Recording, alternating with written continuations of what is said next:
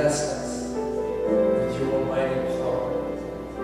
So in our normal daily lives, we are able to say, I can take this, I can follow this road, because you are the living God, and you are the mighty Father, who made us your children. Father, even though our cultures may be different, our languages may be different,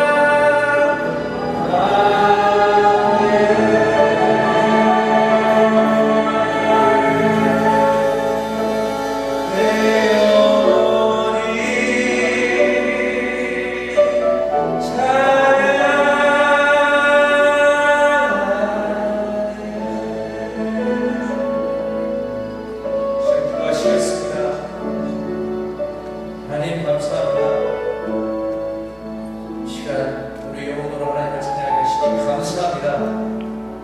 하나님 예배가 시작될 때 아버지 우리 영혼이 하나님의 말씀을 듣고 하나님 새로운 마음 가지고 우리 앞에 있는 이 삶을 다시 한번 하나님의 영혼을 지고 성령님과 함께 다시 한번 도전하길 원합니다. 주님 이 시간 우리가 아버지께 예배드릴 때 우리가 하나님께 온전한 마음으로 예배드려 주시옵소서. 감사드립니다. 우리를 원하시는 주 예수 그리스도의 이름으로 기도드립니다. 할렐루야. 우리 살아계신 하나님을 찬양합니다. 우리 자녀들을 주님의 이름으로 축복하는 시간입니다. 자녀들 앞으로 나오십시오.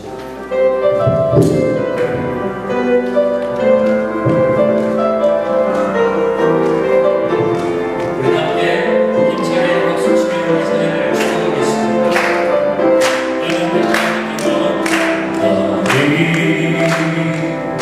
앞장으로 걸어버린 나비 나디의 그 열매처럼 하나님의 귀한 축복이 삶에 나이 넘쳐날 거야.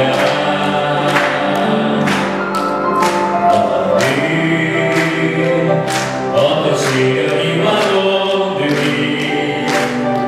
이겨내 강한 발이 있어. 전능하신 하나님께서 너와 언제나 함께 하시니 너는 하나님의 사랑 아름다운 하나님의 사랑 나는 널 위해 기도하며 내 미래를 축복할 거야. 너는 하나님의 성품 사랑스러운 하나님의 열매 주의 품에 굽히는 나무가 되어줘. 다같이 기도하겠습니다. 할렐루야. 사랑 많으신 하나님 감사를 드립니다. 하나님의 나라에 큰 숲에 숲 피워진 하나님 은혜 가운데 심기운 이 작은 나무들을 우리 가운데 하나님 축복하게 하시는 진정으로 감사를 드립니다. 하나님께서 시대를 따라 우리에게 비를 내려주시고 태양을 지어주시고 때로는 폭풍으로 우리를 가볍게 하여 주셔서 우리가 살아도 주를 위하여 죽어도 주를 사랑하여 살 수 있는 믿음의 은혜 가운데 우리를 불러주신 은혜를 감사를 드립니다. 주님의 귀한 축복된 믿음의 자녀들이 하나님의 능력의 말씀을 무럭무럭 먹고 자라날 수 있도록 축복하여 주시옵소서. 주님의 권능에 붙들림 받으며 성령의 인도함을 받으며 세상의 풍조와 사조를 쫓지 아니하고 하나님이 원하시는 그 기쁨의 길, 사명의 길, 음성의 길을 분별하여 하나님이 원하시는 길을 갈 수 있는 믿음의 담대한 일꾼들로 우리 자녀들을 삼아 주시옵소서. 하나님, 이 땅에 하나님께서 다시 오시는 그날에 하나님의 뜻 가운데 연합된 주님의 자녀들이 모두 하늘에서 공중에서 주님과 함께 하나님의 천국잔치에 참여하는 우리 모든 공동체가 될 수 있도록 아버지 우리 가운데 축복하여 주시옵소서. 오늘 우리 자녀들에게 하나님의 말씀과 성령으로 충만하게 채워주실 줄 믿사오며 감사드리며 우리 원하신 예수님의 이름으로 축복하며 기도드렸습니다. 아멘. 박수로 우리 자녀들을 축복하며 드리겠습니다. 우리 자녀들 들어가시고 우리 다 함께 일어나셔서 성시교도 6번 함께 교독하시겠습니다.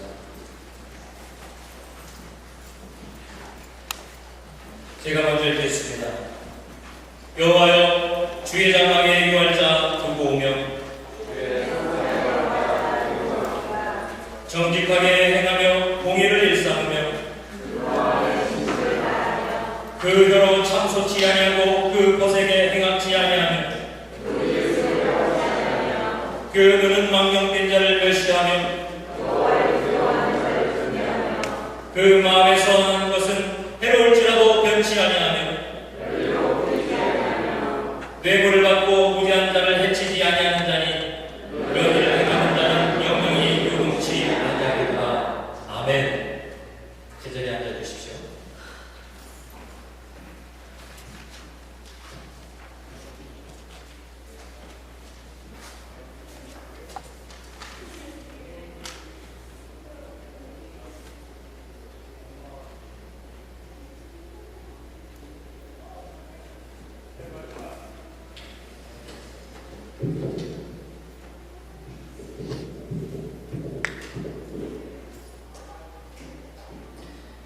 하나님 아버지, 일주일을 견디고 이겨 이곳에 나와 하나님을 힘껏 외칠 수 있는 시간과 공간을 허락하심을 감사드립니다.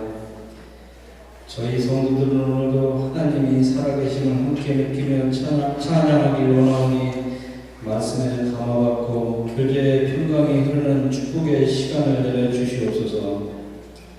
하나님 아버지, 지난 한 주도 자식사랑, 부모 걱정, 물질의 궁핍에 따른 해외, 가족 문제 등 수많은 인연의 사슬에 엉켜 죄 속에서 헤매다가 다시 속죄의 시간을 구하고자 이곳에 모였습니다. 입술로 용서를 구하는 것조차 우리에게는 큰 용기가 필요합니다. 거룩한 성일을 맞이하는 저희에게 회개할 수 있는 큰 용기를 내려주시옵소서.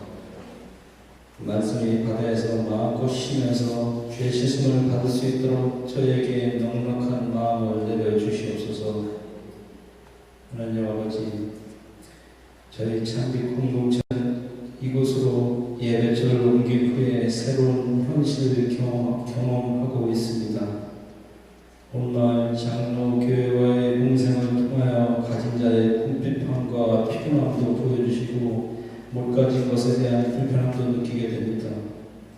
주는 것도 주님이시오, 안 주는 것도 주의 뜻이요, 뺏는 것도 주님 안에 속한 것임을 믿습니다. 모든 상황 속에서 우리는 내려놓음의 평화를 즐기며 누리며 살아가기 원합니다. 갈급하지 않게 하시고 움켜쥐려고도 애쓰지도 말게 하시어 마음의 평화로 하늘에 속해있는 백성으로 살기를 원합니다. 예수 그리스도의 십자가의 은혜가 절로 표출될 수 있도록 고난이 훈련이 되고 그 안에서 성숙된 참빛교회가 되기를 사모하는 마음을 주시옵소서. 주여, 제가 가장 큰 죄인이었습니다. 짧은 순간을 통하여서 이를 깨닫게 하심을 감사드립니다. 하나님 아버지, 갈망하건대 하나님을 아버지가 부끄러움 없이 외칠 수 있는 신실한 종이 이 자리에 세워지기를 원합니다. 성도들의 기도를 하늘에 전하며 부족함이 없는 넉넉한 신앙과 행실을 갖춘 복된 자가 성도들을 대표하여 기도하기를 원합니다. 그런 자녀들이 저희 창빛교회에 채워지도록 양육하여 주시고 새로운 식구들로 채워지기를 원합니다. 세상에 부끄럽지 않은 장로 집사들로 이것을 채워주시옵소서. 말씀을 전하는 호암 목사님에게 이 순간 성령의 은사가 충만하기를 간구합니다. 입술로 하나님을 말하고 행함에 하나님이 증거되는 삶이 되도록 그가 강하게 쓰임받기를 원합니다. 사랑의 배고픔이 채워지는 시간이 되기를 원합니다. 하나님 아버지, 또 한 주를 주 안에서 시작하게 하심을 감사드립니다. 이번 한 주도 믿지 않는 우리들에게 하나님을 알림에 욕되지 않는 시간을 살아가기를 간구하며 우리를 구원하신 예수님의 이름으로 기도드렸습니다.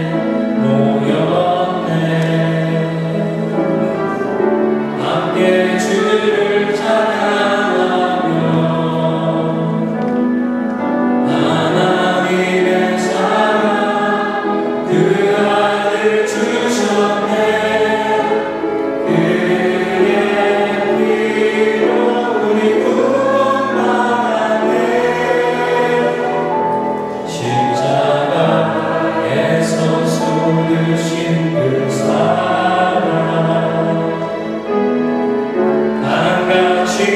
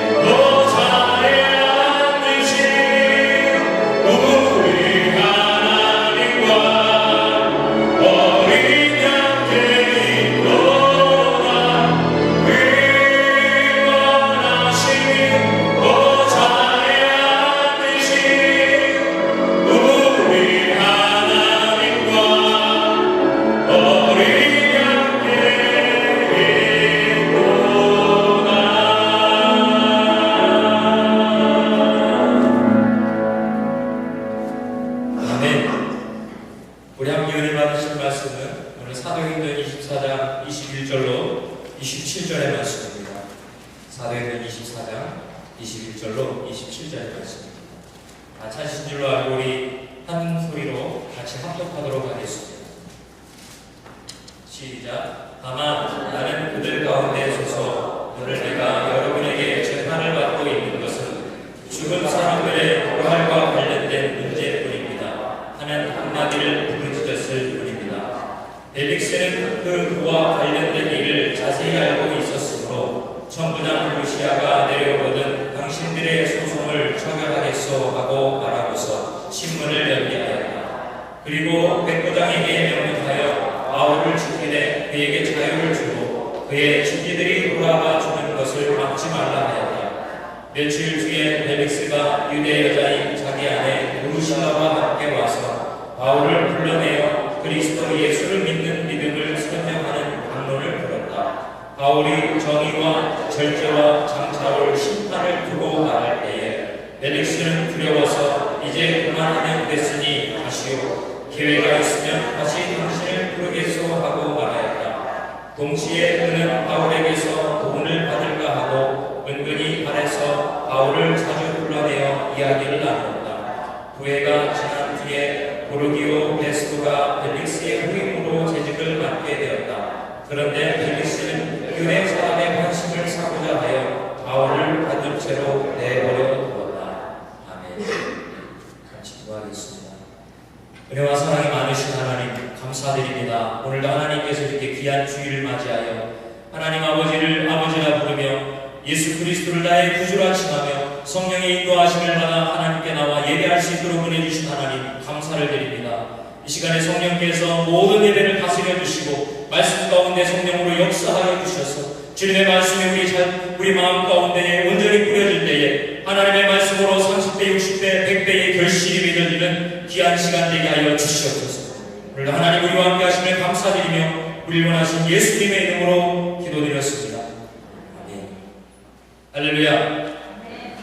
우리 옆에 분과 함께 인사 나눌 때에 예수 믿는 믿음을 가집시다 한번 인사 나누겠습니다.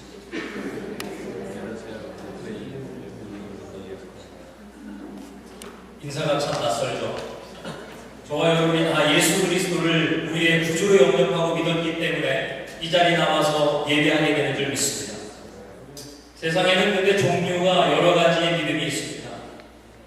예를 들면 이런 거죠. 복권을 사는 사람들의 믿음은 어떤 믿음을 갖고 있을까요? 이거 사나만 안 돼 하고 사는 사람 있을까요? 그렇지 않습니다. 하루에 수십만 장의 복권이 팔리는데 그 모든 복권을 사는 사람들의 마음이 한결같이 내가 이 복권을 사게 되면 당첨될 수도 있을 것이다 라는 신랄 같은 소망과 믿음을 가지고 그 복권을 사게 된다는 것이죠. 이 믿음이라는 것은 사실은 우리가 기대하고 바라는 것에 근거를 둘 때에 거기에 힘과 능력과 에너지가 있습니다. 어떤 사람들이 돈을 투자를 하건 어떤 사람들이 무엇을 공부를 하건 어떤 것을 가지고서 내가 무엇이 열심히 노력하고 추구하건 간에 그것은 작던 크던 간에 내 마음속에 있는 믿음을 가지고 그것을 행하게 되는 것을 우리는 발견하게 됩니다. 살아가는 속에로. 그런데 어떤 사람들은 큰 인내와 큰 노력을 가지고 그것을 억지로 이루기도 하고 어떤 사람은 자기가 수고하며 애쓰면도 불구하고 노력한 것을 얻지 못하는 것을 볼 때에 우리는 그 작은 차이 그것을 향한 나의 믿음과 그 확신을 바탕으로 한 나의 과감한 투자 그 확신을 바탕으로 한 나의 과감한 열정과 노력이 그곳에 수반되어 있느냐 아니면 그렇지 않느냐를 우리는 한번 생각해야 될 필요가 있습니다. 오늘 본문에 나와 있는 이 말씀을 통하여서도 과연 저와 여러분들이 예수 그리스도를 믿는 믿음을 소유하고 예수 그리스도를 따르는 그 신앙을 소유하고 있을 때에 우리가 갖고 있는 그 믿음의 질 우리가 갖고 있는 그 믿음의 양 우리가 하나님을 향한 그 믿음의 옳은 방향이 어떻게 형성되어 있는지 저와 여러분이 오늘 말씀을 통하여서 한번 점검할 수 있기를 예수님의 이름으로 축원드립니다. 우리가 계속 사도행전의 말씀을 통하여서 계속 믿음의 삶에 대해서 함께 이야기 나누고 있었습니다. 우리 지지난주에 우리가 하나님의 말씀을 배울 때에 이 바울이 가지고 있던 이 믿음에 대한 태도를 우리가 한번 배워본 적이 있었습니다. 그때 우리가 배운 거기를 바울이 자신의 신앙을 유대 민족들에게 변론할 때에 자기가 하나님 앞에서 진실과 올바른 삶으로 살았다는 것을 간증하는 것을 여러분들은 기억했을 것입니다. 하나님 앞에서 바른 삶, 진실한 삶을 살아가던 이 바울이 하나님의 성령의 인도함마다 하나님이 주시는 용기와 하나님이 주시는 담대함을 가지고 이제는 유대 총독 벨릭스 앞에서 하나님의 진리의 말씀, 예수 그리스도의 십자가의 복음을 증거하고 있습니다. 그런데 이 복음의 내용을 증거받는 이 벨릭스의 상황이 오늘은 좀 우리에게 큰 도전과 많은 것을 생각하게 하게 되는 것을 우리 발견하게 됩니다. 여러분, 이 벨릭스라는 사람을 역사학자들이 이야기할 때에 노예의 마음을 가진 폭군이었다라고 이야기를 하고 있습니다. 벨릭스는 사실 종이었습니다. 종이었지만 여러 가지 인간적인 수단과 방법을 가리지 않고 그가 성공과 출세를 하기 위하여서 주인에게 잘 보이고 그는 자유인의 신분을 얻습니다. 또 로마의 황제였던 그러한 친분이 있는 형을 갖고 있었기 때문에 많은 것을 통하여 로비하고 그가 자기가 갖고 있는 여러 가지 권고술수를 총동원하여서 그는 끝내 유대의 총독에 이르는 그러한 명예와 지위를 쟁취하게 됐습니다. 나의 성공과 나의 발전을 위해서는 모든 것을 합리화할 수 있는 그러한 나 중심적인 삶을 살았던 이 벨릭스입니다. 오늘날 이제는 나 중심적인 삶이 아닌 하나님의 말씀과 성령의 인도함을 받아 예수 중심적으로 살아가는 바울과의 만남이 오늘 본문의 내용입니다.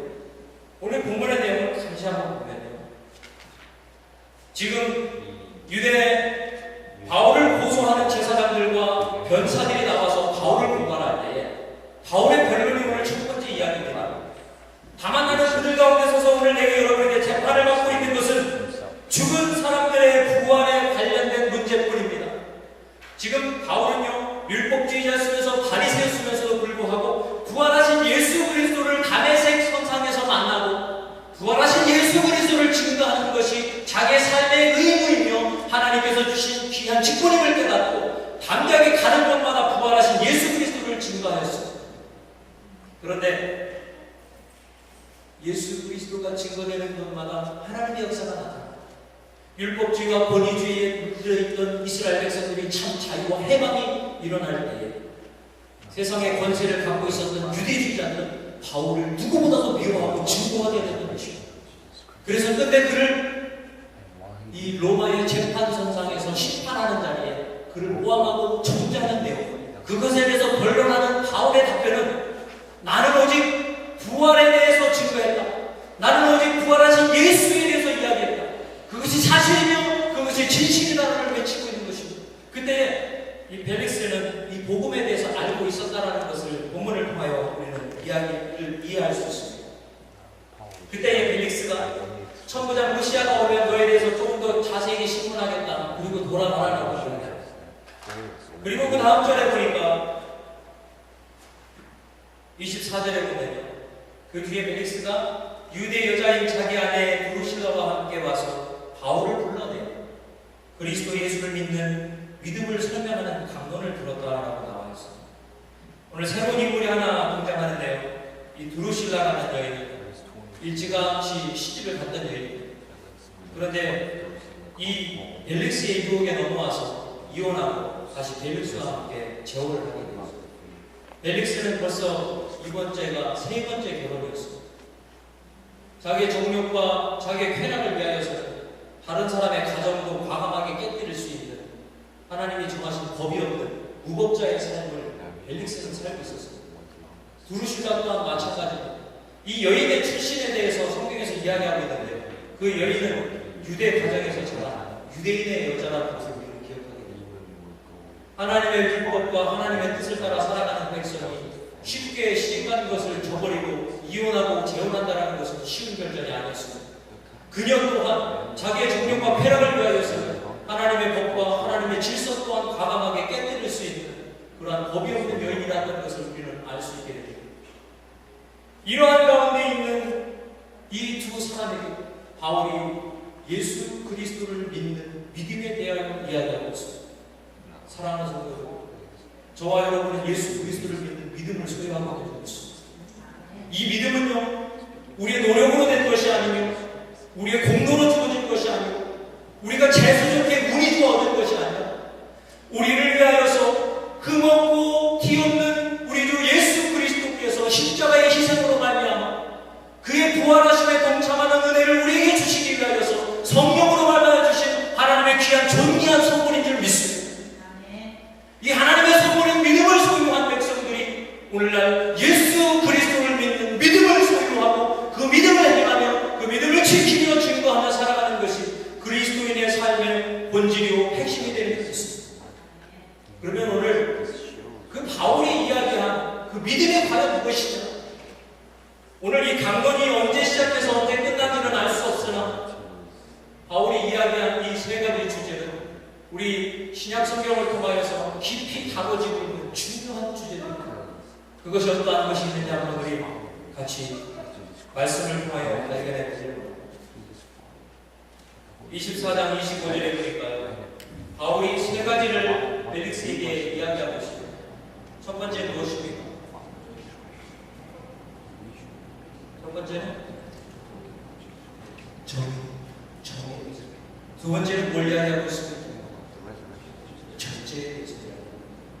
세 번째는 뭐에 대해서 이야기하고 있습니다? 심판에 대해서 이야기하고 있습니다.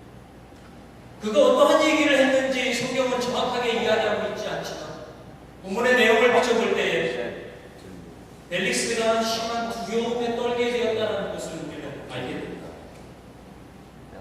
펠릭스는 두려워하고 이제 그만하면 됐으니 가시오라고 바울을 거절하고 보내게 됩니다. 바울을 거절하고 보내게 된 이 펠릭스는 사실은 성경에 나와 있는 많은 안타까운 사람들 중에 속하됩니다. 하나님의 진리의 말씀이 선포될 때에 사람들의 마음속에 두려움과 공포와 하나님을 떠난 자신의 삶의 처지가 발견되어지고 그러한 하나님의 긍휼하심을 입은 사람들이 하나님 앞에 성령의 인도하심을 받아 회개하는 역사가 일어날 때에 그들은 성령을 선물로 받게 되고 그들이 하나님 앞에 죄를 고백하며 침례받고 하나님의 자녀가 되는 것을 우리는 많이 발견하게 됩니다. 베드로가 하나님의 말씀을 이스라엘 백성들에게 증거할 때에 이스라엘 백성들이 형제여 그리하면 우리는 어찌 알고 라고 고백하며 그들이 회개하고 하나님의 성령의 선물로 받고 하나님의 자녀가 된 것을 우리는 기억합니다. 또한 이런 마음의 찔림을 받은 선포를 들었던 스데반을 통하여서 하나님의 생명의 심판의 복음을 들었던 이스라엘 백성들이 마음속에 분노가 치대어서 오히려 스데반을 돌로 때렸던 것을 여러분들은 기억했을 것입니다. 그런데 안타깝게요, 오늘 이 펠릭스는요, 예수님의 십자가의 복음을 들었을 때에 그만 그 복음을 거절하는 펠릭스의 바울을 떠나보는 모습을 우리는 발견합니다. 사랑하는 성도들, 은혜 받을 만한 때가 이때인 줄 믿습니다. 우리가 예수를 믿건 우리가 예수를 잘 믿지 못하고 우리가 하나님의 뜻을 순종하건 순종하지 못하고 내일 내가 주님을 잘 믿고 따르겠다, 내가 내일 조금 더 하나님 은혜 주시면 그때 자라갈 때가 아니라 오늘 바로 이 순간, 바로 이 시간, 바로 여기 내가 오늘 누구보다도 하나님의 말씀을 잘 청종하려고, 내가 그 누구보다도 하나님의 주시는 생명의 말씀을 잘 받아들여서 우리 자녀들에게 먹이고 이웃에게 전하고 주님이 오시기 그 전까지 하나님 주신 사명을 감당하고 라고 마음속에 다짐하고 결심하는 사람이 저와 여러분 되시기를 예수님의 이름으로 축원합니다. 이 펠릭스가 이 십자가의 복음에 대해서 거절하고 뒤로 물리게 된 이유가 한 가지 더 있는데요. 26절에 보니까 이렇게 이야기하고 있어요. 동시에 그는 바울에게서 돈을 받을까 하고 은근히 바래서 바울을 자주 불러내어 이야기를 나눴다라고 이야기합니다. 그 당시에 펠릭스의 삶의 습관과 태도를 단면적으로 볼 수 있는 좋은 부분입니다. 그 당시 이 역사학자들은 이 펠릭스가요, 그 후임으로 왔던 베스토가 펠릭스의 치적들을 고발하는 부분들이 역사적인 문건으로 남아있습니다. 이 펠릭스는요, 모반, 곧 역모를 주관했던 사람들도 뇌물을 받으면 놓아준 흔적들이 있었습니다.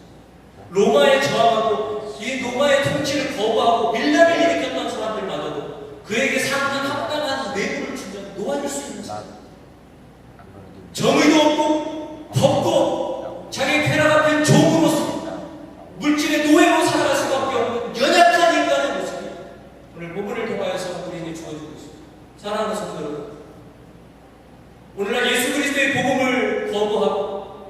그리스도의 십자가의 복음을 거절하는 수많은 사람들의 모습에도 이 빌립스에 같은 모습들이 있습니다.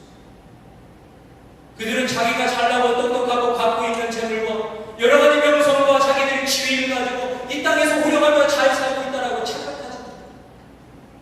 그들은 안타깝게도 물질과 권력의 노예가 되어 오늘도 자유의 복음을 받아들일 수 없는 그런 심각한 위기에 처해 있는 것을 우리는 기억하고 깨달아야 되고 있습니다.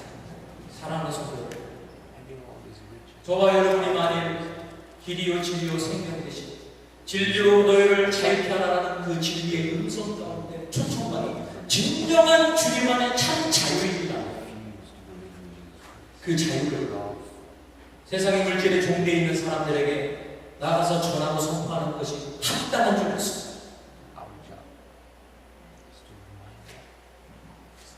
우리가 그러한 진리의 삶, 십자가의 예수 그리스도를 믿는 믿음의 삶을 살아갈 때 오늘 바울이 강조한 세 가지 부분을 우리 성경을 통해서 한번 찾아보아요. 그 말씀이 나의 말씀이 되기를, 그 삶이 나의 삶이 되기를 이 시간 한번 간절히 사모하는 그런 시간이 됐습니다. 할렐루야. 첫 번째 바울이 이야기했던 에베소에게 예수 그리스도를 믿는 믿음에 대해서 설명할 때 이야기했었던 의로운 삶에 대해서 한번 우리 이야기해 보도록 하겠습니다. 여러분 기억나십니까? 수년 전에 마이클 샌들이라는 하버드 대학 교수님이 책을 하나 썼는데요. 그것이 한국에서 베스트셀러가 된 적이 있습니다. 원래 인문학 서적들은 베스트셀러가 잘 되지 않습니다. 내용이 딱딱하고 그것이 여러 가지 도덕적인 어떤 윤리적인 것을 다루고 있기 때문에 그러한 서적은 쉽게 베스트셀러가 되기 어려운데 한국에서는 유난히 그 책이 베스트셀러가 되었습니다. 그 책에서 마이클 샌들 교수님은 그렇게 이야기합니다. 인간들이 추구하는 의에 대해서 설명할 때에 지금 미국에 일어나고 있는 의와 도덕의 기준을 설명할 때에 공리주의라는 것을 이야기합니다. 여러분들이 공리주의라는 것을 레스컴을 통해서 들은 적이 있었을 겁니다. 이 공리주의라는 것을 간단하게 이야기하면 그렇습니다. 보편적인 많은 사람들이 의롭다라고 이야기하는 것이 의가 되는 것을 공리주의라고 이야기합니다. 지금 미국은요, 성경적인 청교도의 신앙이 의가 되는, 하나님의 말씀이 법이 되는 그러한 시대에서 지나가고 있습니다.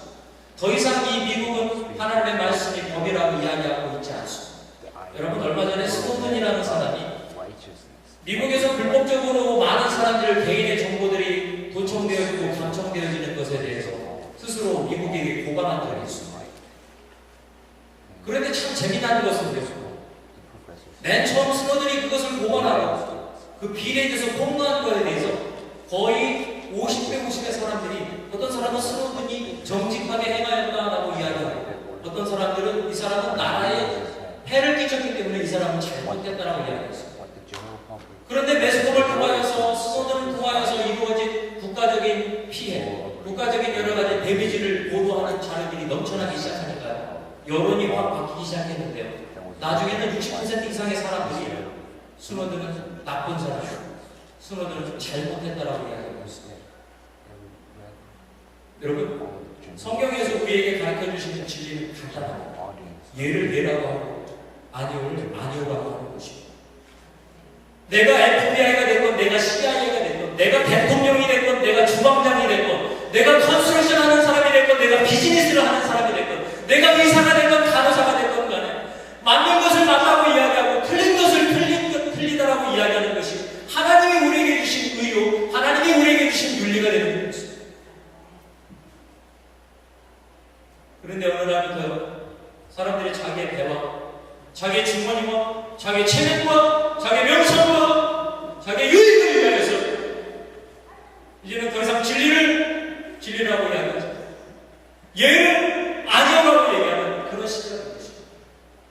사랑하는 성도 여러분, 이 시대의 진정한 위기는요, 날씨가 더워지는 것이 아닙니다. 이 시대의 진정한 위기는 경제가 회복되지 않는 것이 아닙니다. 이 시대의 진정한 위기는 하나님의 의를 떠난 우리 인간의 삶이 이제는 하나님의 진리로 돌아가기를 거부하고 하나님의 진리를 기뻐하지 않는다는 것이 우리의 진정한 위기요, 우리의 진정한 회개의 기도의 제목이 되어야 되는 것입니다. 사랑하는 성도 여러분, 나타난 우리의 의로운 삶, 우리 삶 가운데 정의만을 이야기하는 것입니다. 하나님 보시기에 인간은 모두 범죄한 존재다. 로마서 3장 10절에 이렇게 이야기합니다. 의인은 없다. 한 사람. 많은 사람들이 자기 삶 가운데 선을 행하고 옳은 일을 행하기 때문에 내가 의로운 사람이라고 착각하는 사람들이 참 많이 있습니다. 하지만 그렇지 않습니다. 하나님이 보시기에 의로운 사람은 단 한 사람. 하나님을 의지하고 의뢰하는 사람만이 하나님 보시기에 의로운 사람이 되는 줄 믿습니다. 성경에서도 수많은 위대한 왕들이 기록되어 있지만 저가 의인이다라고 칭함을 받은 사람은 많지 않습니다. 근데 그 하나님의 의 가운데 의롭다라고 칭함받은 사람들을 몇을 뽑으면요, 그 사람들은 거짓말자예요. 그 사람은 살인한 자예요. 그 사람은 가늠한 사람이었음에도 불구하고 하나님이 그를 의롭다라고 명하신 것을 우리는 발견하게 됩니다. 하나님이 원하시는 의는 우리가 생각하는 공리, 우리가 생각하는 공동체주의, 우리가 생각하는 윤리와 도덕의 문제가 아니라 나의 오늘 현실, 내가 죄인이구나, 하나님을 떠난 나는 내 채나는 추악한 죄인임을 하나님 깨닫고 오늘날 구원받을 수 없는 아무런 힘과 능력이 없는 인간으로서 십자가이신 예수로, 십자가를 지신 예수 그리스도를 바라보는 그 믿음, 하나님 보시기에 의로 의가 되는 것입니다. 사랑하는 성도, 이 세상에 어떤 모든 사람, 이 세상에 수많은 사람들이 도덕과 윤리에서 부정하고 하나님 앞에 나오지 않잖아요. 그들은 구원받을 수 없습니다. 그들은 용서받을 수 없습니다. 비록 비천하며 학식이 부족하고 재물이 없어서 세상에 궁핍한 삶을 산다 할지라도 자기의 헌신, 하나님의 의로우신 예수 그리스도의 십자가 없이는 나는 망하게 되었구나라고 고백하는 인간만이 하나님 앞에 의롭다 칭함을 받게 되는 줄 믿습니다. 마태복음, 죄송합니다, 빌립보서 3장 6절부터 11절에 바울은 아마도 빌릭스에게 이야기했었던 의에 대하여서 빌립보 교회에 설명하는 부분이 있습니다. 제가 읽어드리겠습니다. 열성으로 교회를 핍박하였고 율법의 의로는 흠잡을 데가 없었습니다. 그러나 나는 그리스도 때문에 나에게 이루었던 것은 무엇이든지 해로운 것으로 여기게 되었습니다. 그뿐 아니라 나의 주 예수 그리스도를 아는 지식이 가장 고상하고 고귀하므로 나는 그 밖의 모든 것을 해로 여깁니다.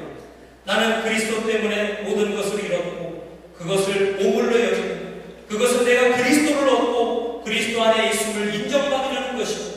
그리고 율법에서 오는 나 스스로의 의가 아니라 그리스도를 믿는 믿음으로 말미암아 오는 의, 곧 믿음에 근거하여 하나님으로부터 오는 의를 가지라는 것입니다.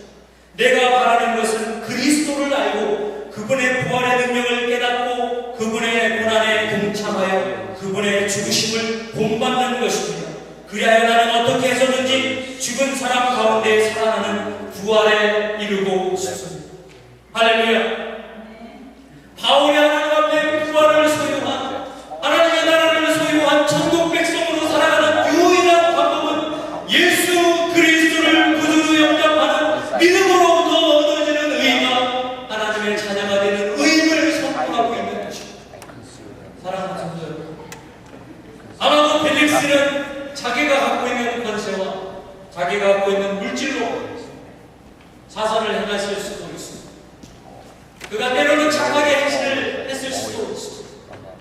하지만 예수 그리스도의 십자가의 복음으로 나지 않는 의인은 모두가 하나님 앞에 불처럼 다 없어질 것입니다. 사랑하는 성도 여러분, 여러분과 여러분의 의가 만약 그 예수 그리스도의 복음으로 말미암아 거저온 것이 나의 자아는 죽고 나의 실체는 사라지고 이제 내가 산 것은 예수 그리스도를 믿는 믿음 안에 사는 믿음의 삶이라는 것을 고백할 때 우리는 다른 사람을 위하여 진정으로 희생할 수 있습니다. 우리는 그제서야 진성으로 다른 사람들을 사랑할 수 있습니다. 사랑하는 성도 여러분, 우리에게는 그러한 의와 사랑이 없어서 우리 고백합시다. 우리의 노력으로 그 사랑과 의를 견뎌볼 수 없습니다. 우리의 행위로 그것에 도달할 수 없습니다. 우리의 삶의 현실에서 우리의 완악한 부분들이 발견됩니다. 나의 의롭지 못한 부분들이 발견됩니다. 나의 강박하고 치졸한 부분들이 빛 대신 주님 앞에 밝히 드러납니다. 그것 가지고 십자가 앞에 나가는 것이 하나님이 원하시는 의인 줄 믿습니다. 그래서 구석에서 두 눈의 눈물을 흘리며 하나님 앞에 간절히 기도하는 그 세리의 기도. 주님, 나는 죄인입니다. 내가 죄인입니다, 주님. 나를 불쌍히 여겨주시옵소서. 이렇게 고백합니다. 하나님의 의에 이를 수 있는 저와 여러분 되시기를 예수님의 이름으로 축원합니다. 두 번째, 바울이 예수님을 믿는 믿음의 삶을 설명할 때에 절제하는 삶에 대해서 이야기했다고 본문에 나와 있습니다. 이 절제라는 단어는요, 성경에서 참 많이 보잖아요. 이 절제라는 단어는 특별히 성화된 그리스도인에서 예수 그리스도를 닮아가는 삶에 있어서 설명되어질 때 많이 사용되고 있습니다. 특별히 절제라는 단어의 어원은요, 능력입니다. 파워. 이 파워와 능력은요, 어떨 때에 우리가 부각을 나타나게 되냐면, 나보다 강한 어떤 것들을 컨트롤할 수 있는 절제력과 자제력을 이야기하는 것이죠. 여러분, 야생마 보신 적 있으시나요? 에어컨을 조금만 높여주실래요? 추워하시는 분들이 많은데 에어컨을 조금만 높여주십시오.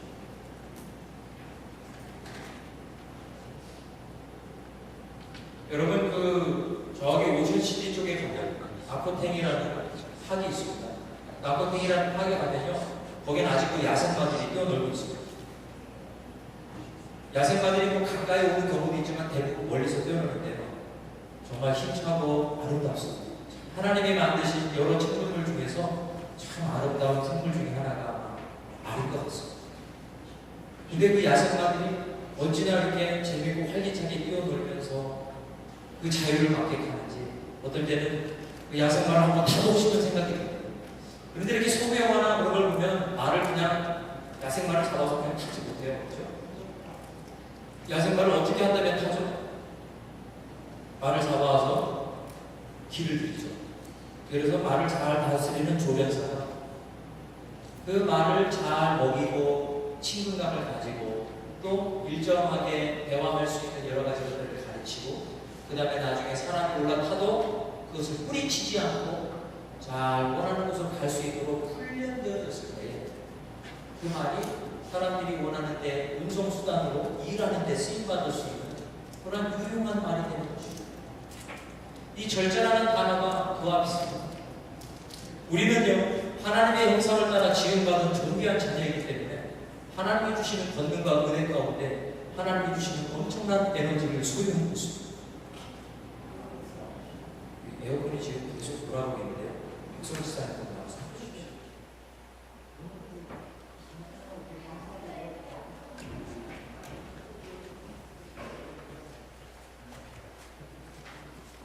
이 야생마가 다스려지기 전, 길들여지기 전에 갖고 있었던 그 에너지가, 내가 가고 싶은 대로, 내가 먹고 싶은 대로, 내가 하고 싶은 대로 쓰여질 수밖에 없는 그 힘과 에너지가 잘 길들여지고 잘 다스려졌을 때에 이제는 나를 위한 것이 아닌 주인을 위하여서 많은 사람들의 공리와 복지를 위하여서 쓰여질 수 있는 진정한 힘과 에너지가 되는 것을 우리는 기억해야 됩니다. 많은 사람들이 갖고 있는 에너지 또한 돈이랍니다. 우리는 하나님의 형상을 따라 지음받아봤고 하나님의 생기를 통하여서 생명을 얻은 하나님의 형상을 따라 있는 존귀한 인간입니다. 인간들이 이루었던 많은 업적들을 한번 보십시오. 인간들이 이룰 수 있는 많은 잔재력과 능력들을 여러분들은 친히 보셨을 것입니다. 하지만 이러한 것이 하나님이 주시는 절제력과 하나님이 주시는 인내로서 다스려지지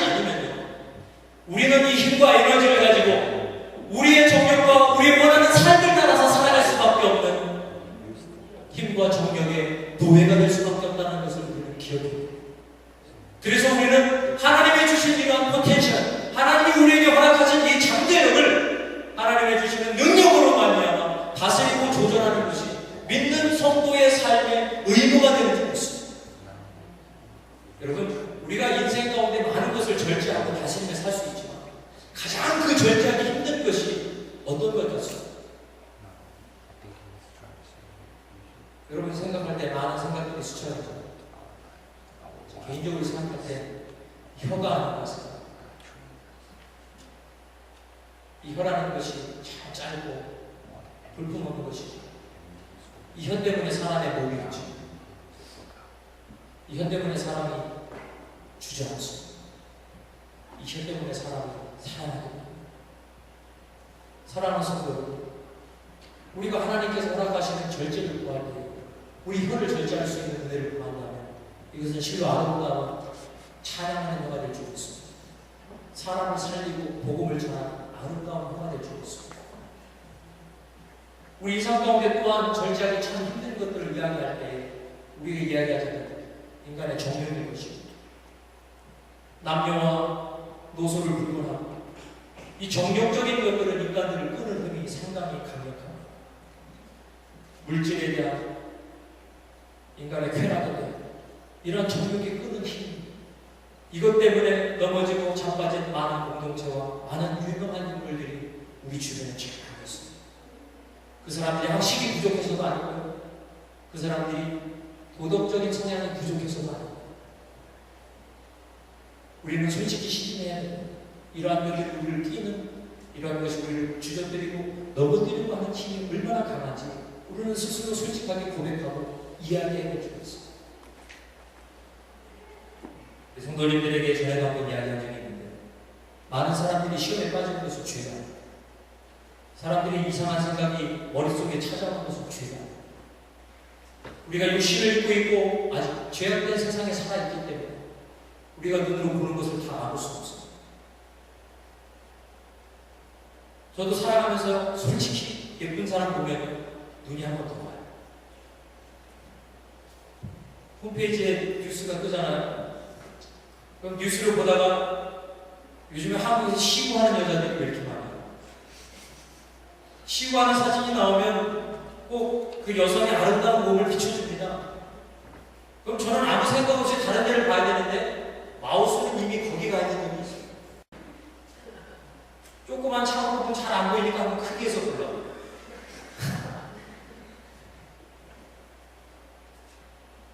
그리고선 입에 닿지만 마음속이 씁쓸하죠.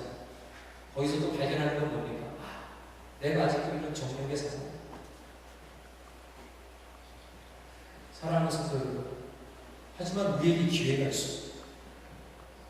저의 정욕적인 부분, 우리의 연약한 부분, 우리를 절제할 수 없는 우리의 삶의 부분들이 주님 앞에 드러날 때 우리 성령님을 주옵시다. 그러한 우리의 삶의 현장, 그런 유혹의 현장, 우리 연약함이 발견되는 현장에 나의 힘으로 할 수 없게, 내 입의 맘에 절제로 할 수 없게, 나의 도덕적인 성향으로 할 수 없게 그 시간 우리 성령님을 초대합시다. 나 위에 십자가 되신 예수 그리스도, 사망의 문제를 이기신 예수 그리스도, 모든 흑암과 모든 유혹 가운데 이기게 하시고 승리하신, 우리를 위하여서 승리하신 예수 그리스도를 우리의 절제할 수 없는 연약한 삶의 순간에 예수님, 나의 이 상황에 와서 나를 도와주십시오. 나를 구원해 주십시오. 이렇게 초대할 수 있는 그런 절제력 있는 사람들이 되시길 저와 여러분이 되시길 예수님의 이름으로 축원합니다. 아무도 스스로 자신하지 맙시다. 오늘 이러한 절제에 대해서 바울이 성경 여러 곳에서 한번 이야기하고 있습니다. 특별히 갈라디아서 5장 16절부터 26절의 말씀인데 제가 한번 읽어보겠습니다. 내가 또 말합니다. 여러분은 성령께서 인도하여 주시는 대로 살아가십시오. 그러면 육체의 욕망을 따라 살아가지 않게 될 것입니다. 육체의 욕망은 성령을 거스리고 성령이 바라시는 것은 육체를 거스릅니다. 이 둘은 서로 적대 관계이므로 여러분은 자기가 원하는 일을 할 수 없게 됩니다. 그런데 여러분이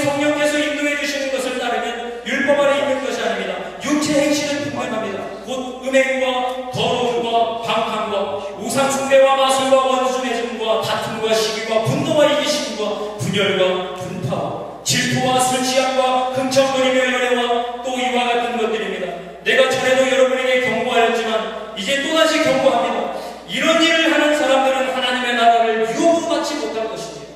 그러나 성령의 열매는 사랑과 기쁨과 화평과 인내와 친절과 선함과 진실과 온유와 절제, 이런 것을 금할 법은 없습니다. 그리스도께 예수께 속한 사람은 정욕과 욕망과 함께 자기 육체를 십자가에 못 박았습니다. 우리가 성령으로 삶을 얻었으니 우리는 성령의 인도해 주심을 따라 살아갑시다. 할렐루야. 바울이 이야기하는 절제는요, 정확하게 우리 육체의 정욕을 꼽고 있습니다. 우리 안목의 정욕을 꼽고 있습니다. 사랑하는 성도, 이러한 절제가 나로부터 나오는 것이 아니라 성령을 따라 살아가는 예수 그리스도의 십자가의 길을 따라갈 때 주님의 은혜로 우리에게 주어지게 되었습니다. 주님이 주시는 절제, 하나님으로부터 길들여진 야생마가 아닙니다. 하나님의 성령으로부터 길들여진 하나님의 정통한 분을 저와 여러분 되시기를 예수님의 이름으로 축원합니다. 이만 마지막으로 함께 한번 생각해야 될 것은 심판을 기다리는 삶입니다. 오늘 본문의 내용을 보니까 바울이 마지막으로 벨릭스에게 심판에 대해서 이야기했을 때에 그가 심히 두려워했다는 내용을 본 적이 있습니다. 이 심판이라는 단어는 사실은 참 두려운 것입니다. 힘든 것입니다. 하지만 저와 여러분이 누려야 될 기쁜 소식이 한 가지 있는데요. 만일 저와 여러분이 예수 그리스도를 참으로 믿고 따르고 있다면요, 저희는 더 이상 심판의 대상이 아닌 줄 믿습니다. 할렐루야. 우리가 예수 그리스도를 믿는 믿음으로 말미암아 우리가 심판에서, 정죄에서 해방된 줄 믿습니다. 할렐루야. 이것은 우리의 의가, 우리의 노력이 아닌 예수 그리스도를 믿은 믿음으로 주어진 하나님의 은혜의 선물인 줄 믿습니다. 그런데 이 심판에 대해서 이야기할 때 우리가 한 가지 생각해야 되는 것이 있는데, 특별히 그 심판에 대해서 예수님이 직접 언급하신 부분이 요한복음 3장 16절 이하에 나와 있습니다. 영접하는 자, 아니 하나님이 세상을 이처럼 사랑하사 독생자를 주셨으니 이는 저를 믿는 자마다 멸망치 않고 뭐를 얻게 하신다고요? 영생을 얻게 하셨다고 했습니다. 그래서 그 믿음으로 말미암아 심판이 아닌 구원, 사망이 아닌 영생으로 옮겨진 주님의 자녀들을 이야기하고 있는데, 거기서 사용하고 있는 단어는 condemnation, 정죄를 통한 심판을 이야기하고 있습니다. 오늘 근데 이 본문에 나와 있는 이 심판은요, 저지먼트를 이야기합니다. 판결과 결단과 결판을 이야기합니다. 이것은 작은 차이지만 우리 삶 가운데 큰 영향력이 있을 수 있는 것입니다. 그 이야기는 바꿔 말해서 뭐냐? 우리가 심판을 피했다는 것이 아니라 심판을 이미 우리는 넘었다는 표현이 좀 더 정확할 것입니다. 예를 들면 이런 거죠. 여러분, 방학하면 좋죠. 우리 학생들 이제 방학 며칠 남았어요? 일주일 남았어요. 아유, 참. 좋은 시즌 다 갔죠. 네. 방학 시작할 때만 해도 방학이 영원할 것 같아요. 3개월, 와, 말이 3개월이죠. 이 방학이 영원할 것 같습니다. 그런데 어때요? 새벽에 서늘해지기 시작하는 거예요. 새벽에 서늘해지면 뭐가 생각나요? 탐구생활. 탐구생활 받았는데 하나도 안 해봤어요. 이거 누구한테 보여달라고 했어요. 그건 둘째치고 친구들한테 보여달라고 보여주면 뭘 보여주기가 참 힘들어요? 일기. 방학 때문에 왜 선생님들이 일기를 시키는 거야? 제 일기장을 가끔 보면요, 날씨 말고 오늘은 재미없었다, 이렇게 끝나는 일기장들이 참 많이 있어요. 그거 다 언제 쓴 거예요? 방학 개학하기 한 이틀, 3일 전에 밤새서 쓰던 거죠. 그런데요, 모든 학생들에게 개학 날짜는 다가옵니다. 개학 날짜를 피할 수 있는 학생이 있습니까? 없어요. 개학날 학교 안 가도 그 다음날이 그 학생한테는 개학 날짜예요. 그런데요, 어떤 학생들에게는 개학날이 기다려집니다. 어떤 학생들한테요? 탐구 생활을 잘하고 일기를 잘 쓰고 읽으라는 책 복구감을 잘 쓰고 이수 선생님이 내줬던 공작물을 잘 만든 학생들은요, 개학날이 기다려져요. 잘 보따리에다 싸가지고 공부한 것도 잘 싸가지고 머리 만들고 오다가 선생님 얼굴을 보러 선생님 이거 제가 만든 거예요. 개발사가 만들어서 선생님이 잘 다니고 칭찬받고 그 개학날이 친구들하고 얼마나 즐겁고 좋은 날이죠. 그런데 찬이가 그냥 찬이가 그러네요. 그러세요. 여러분 한국생활 안 하고 일기 안 해놨습니다. 독후감을 읽어야 되는데 책이 300장짜리 10페이지로 보내고 있지. 그때는 인터넷도 없어서 카피할 것도 없어요. 어때요? 개학날이요? 심판. 저와 여러분의 인생이요.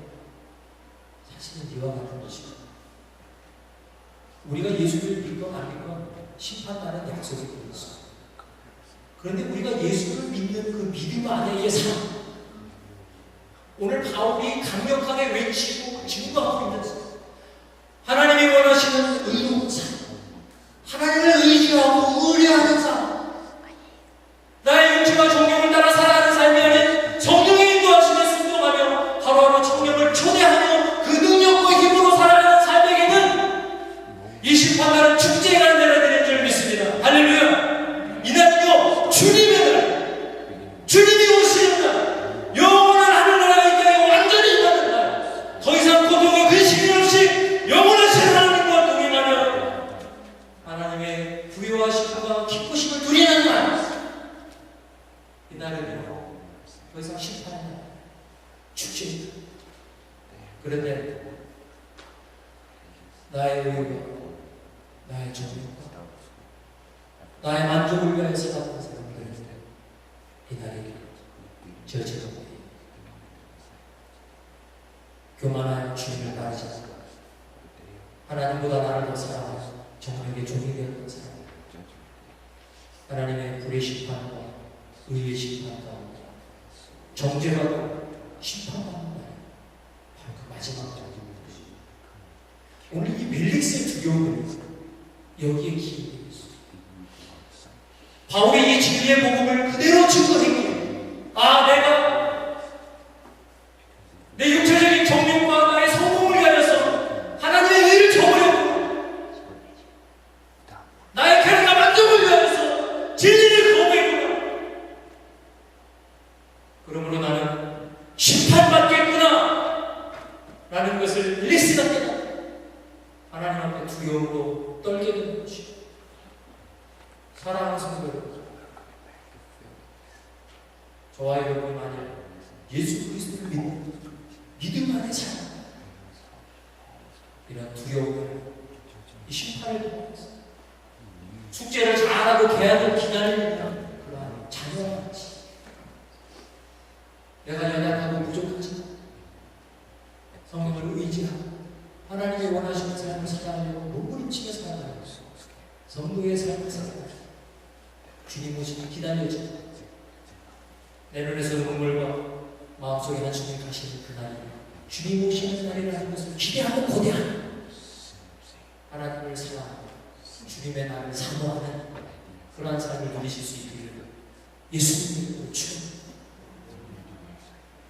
이제 말씀을 마칠까 합니다. 제가 사도 바울의 믿음의 삶을 이렇게 쭉 성도님들과 함께 나누면서요, 제가 참 신기한 것을 하나 깨달았어요. 바울이 이렇게 담대하게 어딜 가서든지 열심히 증거하고 하나님의 나라를 가감없이 선포하게 되는 많은 이유들이 있는데, 그저 한 가지를 꼽는다고 한다면 그가 예수님을 뜨겁게 만난 추억이 그 삶 가운데 항상 있다는 것이죠. 그래서 바울이 항상 간증할 때요, 그 이야기입니다. 내가 옛날에 율법주의자요, 바리새인이요, 나의 의를 위하여 살아가는 사람이었는데 다메섹에서 예수 그리스도를 만났다. 그 예수님으로 말미암아 내가 자유를,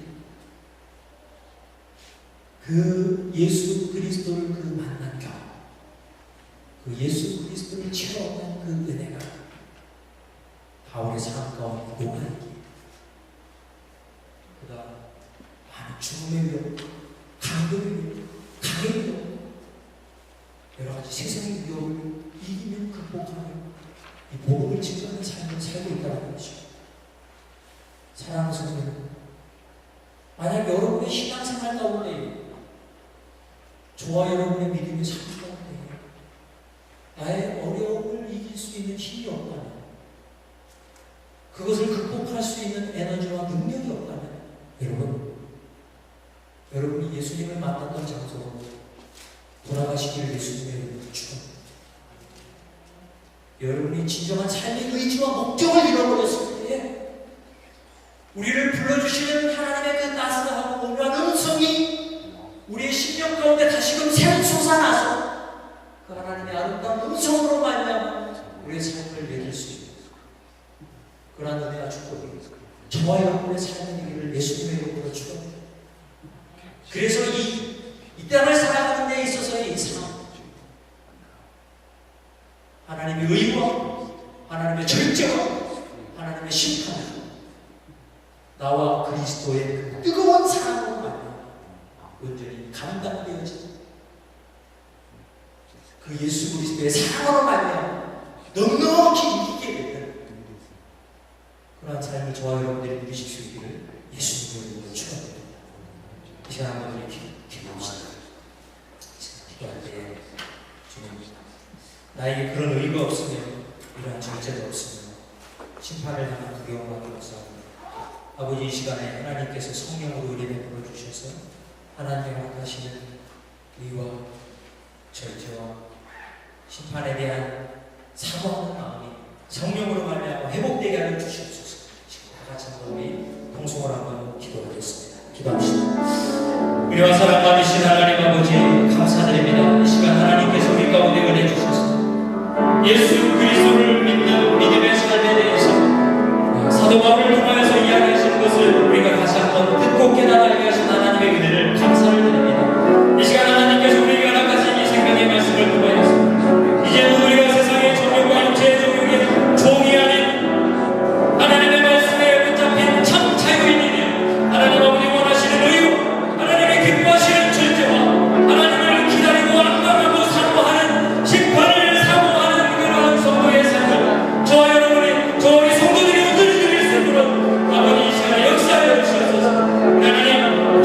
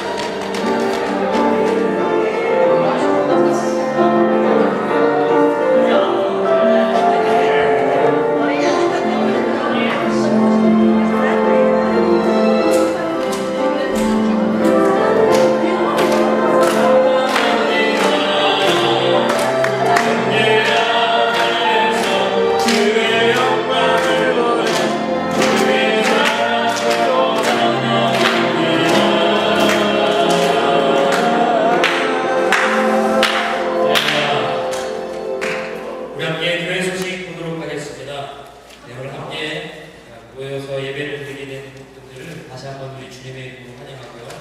특별히 오랜만에 반가운 얼굴이 와서 한번 우리 같이 인사 나누겠습니다. 당장 2달 동안 한국에서 맛있는 걸 많이 먹고 살찌고 온 워렌과 스테이시가 있습니다. 박수로 환영하겠습니다.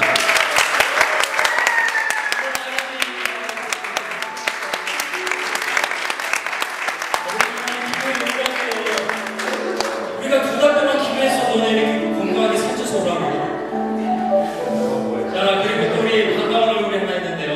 우리 원준이가 또 이렇게 교회를 방문했습니다. 박수를 환영하겠습니다.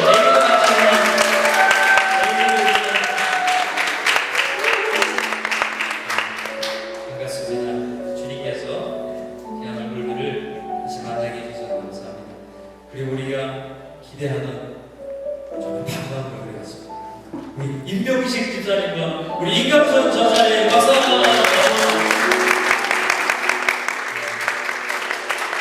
우리 임명식 집사님은 한의학 박사이십니다. 평상시 이렇게 아프신 분도 있으시면 식사 시간에 조용히 하셔서 신명을 많이 가보시죠. 그리고 좀 안타까운 광고가 좀 있습니다.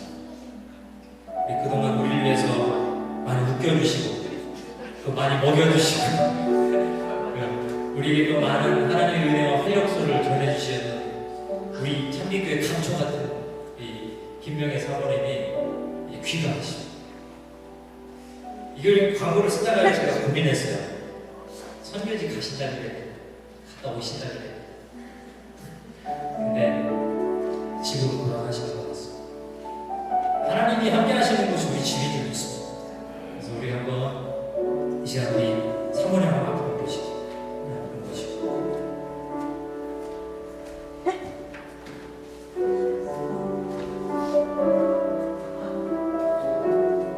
우리 사모님 그동안 내친 것도 많으실 텐데 잠깐 하실 말씀 드리겠습니다. 시간이 좀 빠르네요. 이렇게 또 찬미교회가 지나가면 눈물 나는데 사랑하는 나그네를 이렇게 잘 환대해 주셔서 감사합니다.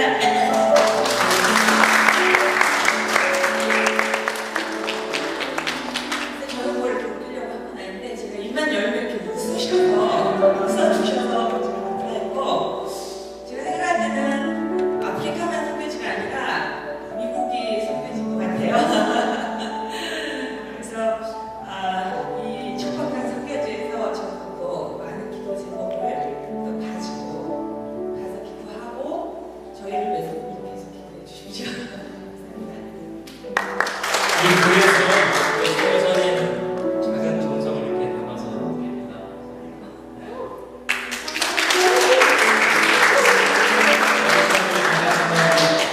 우리 축복의 손을 우리 선교사님께 sam하고 우리 시간 한번 주님의 이름으로 축복하며 기도할 때 성령께서 우리 선교사님 부모님 가시는 길 함께 하시고 다 같이 축복하며 기도합시다.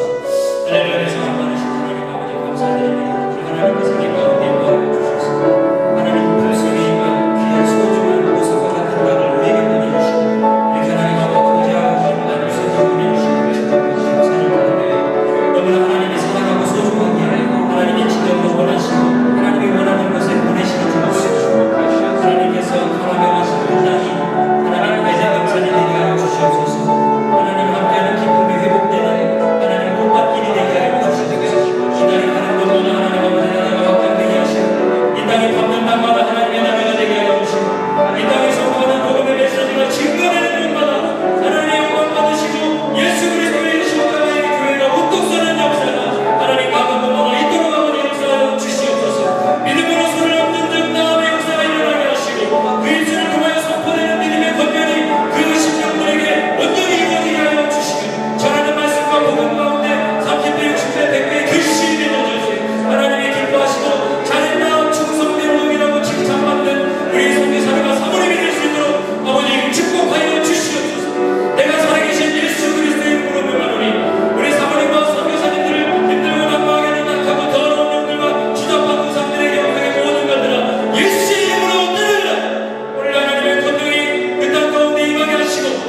여러분들과 그 사역하는 동역하는 귀한 감동을 통하여서 하나님의 나라가 확장되게 하시며 주님의 사랑이 확증되도록 아버지 역사하여 주시옵소서.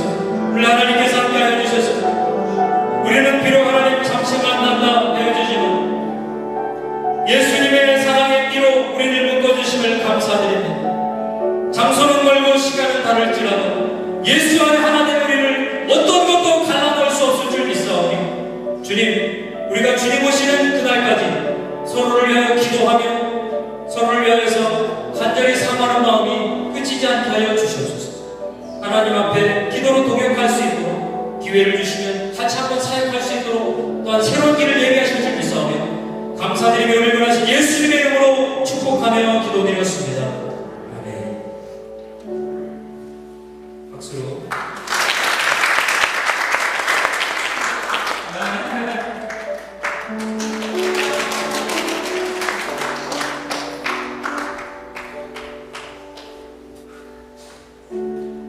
우리 또 한 가지 좀 아쉬운 광고가 하나 있습니다.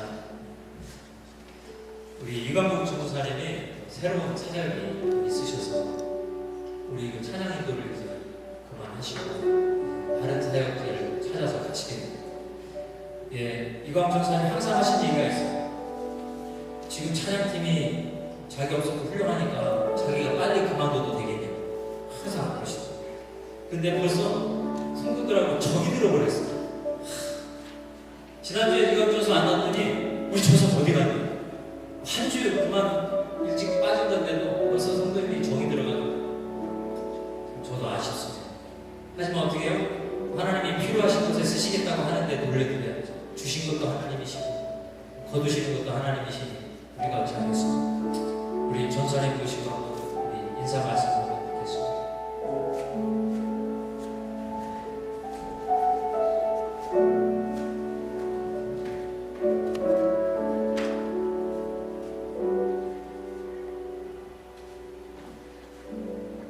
그동안 감사했습니다.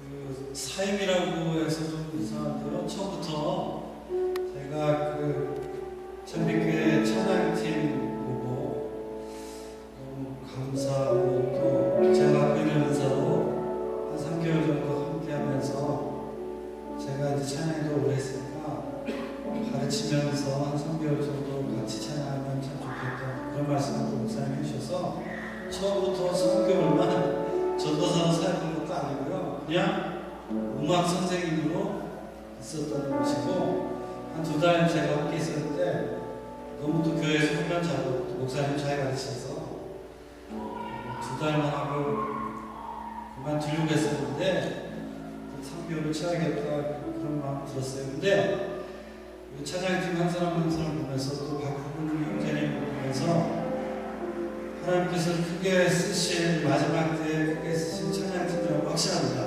네. 성도님들 기도 많이 해주시고요. 또 한 사람의 목회자가 탄생하기에 대학으로 굉장히 많은 시간이 필요하잖아요. 찬양 사역도 똑같습니다. 그래서 지금부터 10년 앞에 참빛교회를 바라보시면서 지원해 주시고 기도해 주시면 마지막 때에 크게 쓰임받는 참빛교회가 되리라고 확신합니다. 저는 오늘 마지막에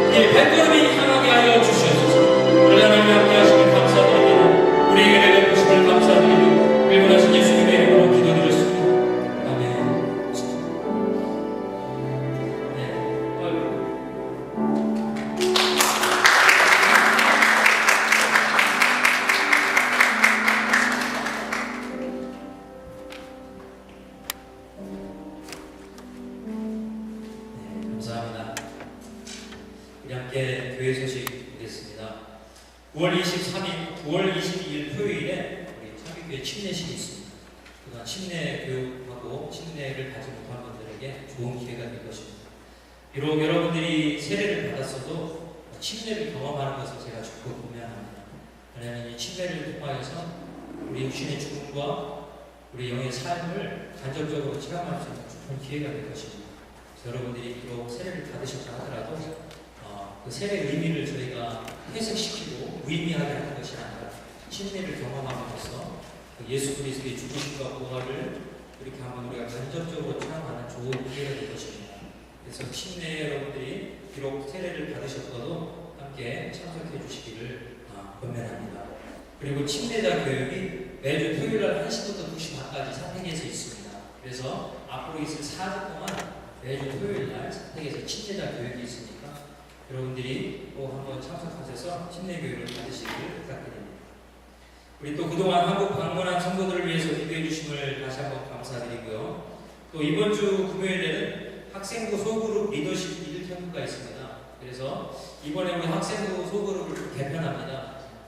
남자아이들하고 여자아이들이 소그룹이 이렇게 섞여있는 부분들이 있었는데 아이들이 이렇게 마음을 터놓고 이야기하지 못하는 부분들이 생긴다고 해서 남자 그룹과 여자 그룹으로 나누고요. 그 리더십을 좀 확충을 해서 남자 3그룹, 여자 3그룹으로 이렇게 그룹을 나누게 되었습니다. 그래서 우리 소그룹을 인도할 수 있는 그런 자녀들이 많이 필요해서 이번에 소그룹 리더십을 하기 때문에 부모님들이 적극적으로 좀 지원해 주시기를 부탁드립니다. 그리고 또 여자아이들이 교육이 끝나고 나면 집으로 돌아가서 자기가 어려우니까 박성호 집사님께서 수립을 해주세요. 네, 감사합니다. 네. 다른 광고 말씀 있으십니까? 다른 광고 말씀 없으시면 다 함께 일어나셔서 축도하시는 걸로 마치겠습니다. 지금은 우리 주 예수 그리스도의 십자가의 대속의 은혜와 하나님 아버지의 그 지극히 높으신 그 사랑하시고 성령님의 내주하시고 교통하시며 우리에게 조명하시고 능력 주시는 역사가 오늘날 예수 그리스도를 믿는 믿음 안에서 하나님이 주시는 의와 하나님이 기뻐하시는 절제와 하나님을 기다리고 사모하는 그런 심판의 날을 사모하는 모든 참비 공동체와 예수 그리스도를 믿는 교회들 가운데 지금부터 영원히 함께 하시기를 예수님의 이름으로 축원드려옵나이다.